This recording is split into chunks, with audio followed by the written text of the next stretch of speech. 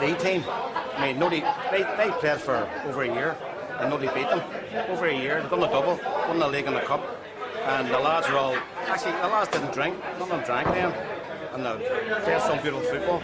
And then as they got older, they moved on into what they call the bars leagues, which used to be called Heinz's Bar here. And then that's when they all took off from there then basically. We've done well up there. Actually, that's the last trophy we won. That was the Bars League trophy. It's a Bars League trophy. Yeah. That's the last one we ever won. And Jerry Murray played for him as well as being my next door neighbour. You played the thing you can say about being their next door neighbour is your mum was a great cook. Kathleen was a great cook. Well, that's like too much more.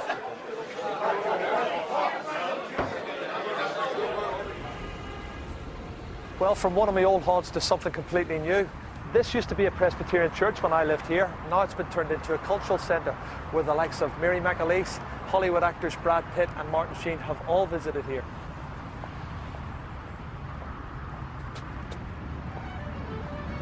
Culterland, mainly an Irish language centre, is a major attraction for many visitors to the Falls, with its restaurants and bookshops downstairs and the odd impromptu session.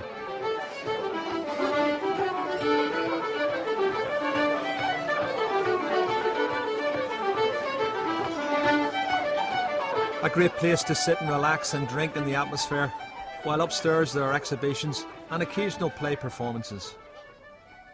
This exhibition is by Raymond Watson. He's a Belfast artist. He works from Conway Mill, but this is a very unique exhibition really. These are the hands of the 9 people who actually signed the Good Friday Agreement, so they all let him cast their hands. And Culturland has always played a big part in the Féile. That's right. Well, Culturland is really the hub for Creeda Féile, or the Irish language events during the Féile. Not to say that they're all here, but a lot of them are. And the Féile is a big event in West Belfast. From humble beginnings, it's now an international event, and the headquarters is always buzzing with activity. Everybody mucks in, gets involved.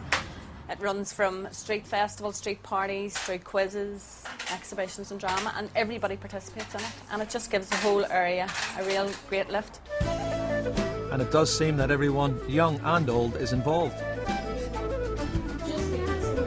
All of the kids are from Relatives for Justice, and we work with families who have had people killed or injured during the conflict. So this is the youth part of that programme. They're making a big dragon piece as well as some other butterflies and I don't know what all kinds of creatures for the famous myths and legends, so they're trying to fit in with that. Even schools normally closed during the summer open their doors for a while to help.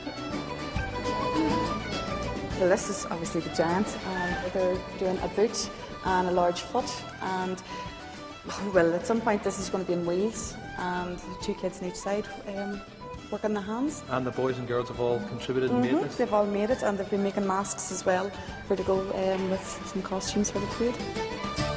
And one well-known figure from the Falls Road was instrumental in starting the Féile in the first place. There were other sort of festivals and fla and stuff like that, but this Féile came after those really dark days when 3 IRA volunteers were killed at Gibraltar. Then the funerals were attacked, more people were killed there. And then at the funerals of one of those, 2 British soldiers were killed. And the world came down in this community. The great and the good described this community as a terrorist community. Yeah. And it isn't. And we just felt really that we wanted, 1, to lift our own morale, 2, to show the world that we're caring, we're creative, we're human. And we also want to provide a platform for good people to come in with art and with poetry and with music and with sport and all of the rest of it. And thankfully it's been running ever since. And for me it's one of the best things I'm involved in. I grew up in Leeson Street and then later in Ballymurphy. I have a very happy childhood memories, you know. There's a great deal of poverty about, but because everybody was poor we never actually noticed it, you know. And it's still a good place to live, you know. I wouldn't live anywhere else. I had happy childhood memories too, growing up in Beechmount. Well, the family home was in Meeka Drive, which is just around the corner. But I used to spend a lot of my time at my grandmother's house here in Logan Street. Had lots of fun here, and my Aunt Rosemary now lives in this house.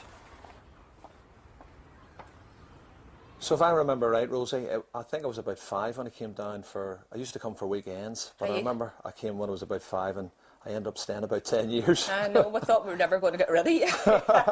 Was it all bad though? No, it wasn't too bad. You weren't that bad. The only thing was, whenever we were watching films, you used to tell us the end of it before it even came on. A few times you nearly got murdered. I remember too, whenever you got a bit older and you were at St Thomas's school, you used to bring your girl round to your curtain round here. We could never get into the house for you. Those were the good old days. Exactly. Maybe for you, not for us. There were good old days too at my old school in White Rock, now part of Belfast Institute of Further and Higher Education. This is my old school, St Thomas's. Had a lot of happy times here. Even Seamus Heaney was a teacher at this school. Lots of memories, and they've even managed to come up with a portrait of me on the wall, although I'm not too sure about the moustache. I didn't do too bad, I thought, from an education point of view. 4 O levels and 2 A levels was pretty good, but it was sport I really excelled at. Well, St Thomas's School is where I got my first taste of soccer, and that came about by fluke really, because back in the late 60s there was internment. Several of the school team was interned. I was a Gaelic footballer then, and I was asked to take some of their places, and basically that's how it came about. I was playing soccer in the first place. But this here is St John's GAC. This is where I played all my football, my Gaelic football and hurling. This is where I actually did all my grounding in terms of football. And this is a place I would call home. My grandfather was a founder here, and I had some very happy times. Tommy, you were one of my old managers. You were one of my first managers. Well, it was a big loss when you went, because I reckon you were one of the best footballers we had. In Lurgan, playing against Tyrone, we had a wee bit of a session before the match how we were going to beat Tyrone. So you decided to beat them on your own, and you scored a goal in 12 points. I think that stands. I don't think anybody else has done that in Ulster. Remember the day we played Dublin in the National League quarter-final? I do remember it very well. And I was at the same Dublin team that won the All-Ireland the following year. They were, I don't think they were technically as good as us, but physically they were a lot tougher, and they sorted a few of us out in the first 10-15 minutes. I still managed to stick one in the back of the net. You scored a goal that day that arguably was as good a goal as I've seen in Croke Park. St John's has played a big part, certainly in the GAA scene on the White Rock Road. Oh, it has. We have been... From 1929 we came into found it, and there's no doubt about it, we are one of the clubs in Ulster, in Ireland actually, But the rivalry amongst the likes of Rossa and St Gall's and ourselves made the GA what it is in Ulster. But I mean, from your own point of view, I don't think you can kick a ball over now if you tried. You don't? You don't think you can still do it? No, I don't think you could do it. Oh, I don't know about that. I think I might just have a little go with that. that. What do you think, Pat? You might, just about.